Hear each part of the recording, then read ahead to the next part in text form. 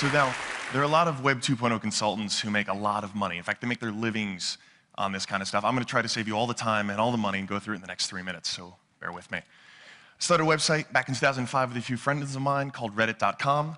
That's what you'd call a social news website. Basically, all that means is the democratic front page of the best stuff on the web. You find some interesting content, say a TED Talk, submit it to Reddit, and the community of your peers will vote it up if they like it, vote it down if they don't, and that creates the front page. It's always rising and falling, always changing. About 500,000 people visit every day. But this isn't about Reddit. This is actually about discovering new things that pop up on the web. Because over the last 4 years, we've seen all kinds of memes, all kinds of trends get born right on our front page.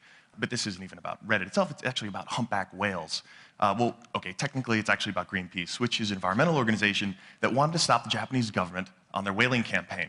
These humpback whales were getting killed. They wanted to put an end to it. And one of the ways they wanted to do it was to put a tracking chip inside one of these humpback whales. But to really kind of personify the movement, they wanted to name it. So in true web fashion, they put together a poll where they had a bunch of very erudite, very thoughtful, cultured names.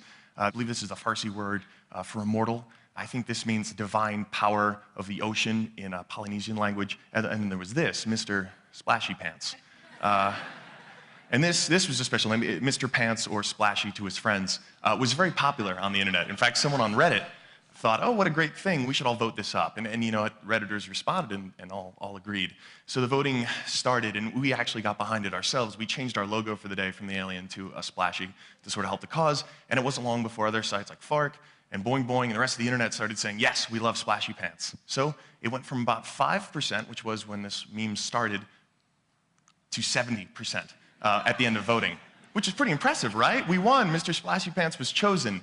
Just kidding. Okay, so Greenpeace actually wasn't that crazy about it because they wanted one of their more thoughtful names to win. So they said, no, we're just kidding. We'll give it another week of voting. Well, that got us a little angry. So we changed it to Fightin' Splashy. And the Reddit community really, and the rest of the internet rather, really got behind this. Facebook groups were getting created. Facebook applications were getting created. The idea was vote your conscience, vote for Mr. Splashy Pants. And people were putting up signs in the real world about this whale. And this is the final vote. When it all was cleared, 78% of the votes, and to give you an idea of the landslide, the next highest name pulled in 3, okay? So there was a clear lesson here, and that was that the internet loves Mr. Splashy Pants, which is obvious. It's a great name. Everyone wants to hear their news anchor say Mr. Splashy Pants. And I think that's what helped drive this. But what was cool was the repercussions now for Greenpeace was they created an entire marketing campaign around it. They sell Mr. Splashy Pants shirts and pins. They even created an e-card so you could send your friend a dancing Splashy. But what was even more important was the fact that they actually accomplished their mission. Japanese government called off their whaling expedition, mission accomplished. Greenpeace was thrilled, the whales were happy, that's a quote. And actually, Redditors in the internet community were happy to participate, but they weren't whale lovers. A few of them certainly were. But we're talking about a lot of people who were just really interested and really caught up in this great meme. And in fact, someone from Greenpeace came back on the site and thanked Reddit for their participation. But this wasn't really out of altruism. This was just out of interest in doing something cool. And this is kind of how the internet works. And this is that great big secret. Because the internet provides this level playing field. Your link is just as good as your link, which is just as good as my link. As long as we have a browser, anyone can get to any website, no matter how big a budget you have. That is, as long as we can keep net neutrality in place. The other important thing is that it costs nothing to get that content online now. There are so many great publishing tools that are available. It only takes a few minutes of your time to actually produce something, and the cost of iteration is so cheap that you might as well give it a go. And if you do, be genuine about it. Be honest. Be upfront. And one of the great lessons that Greenpeace actually learned was that it's okay to lose control.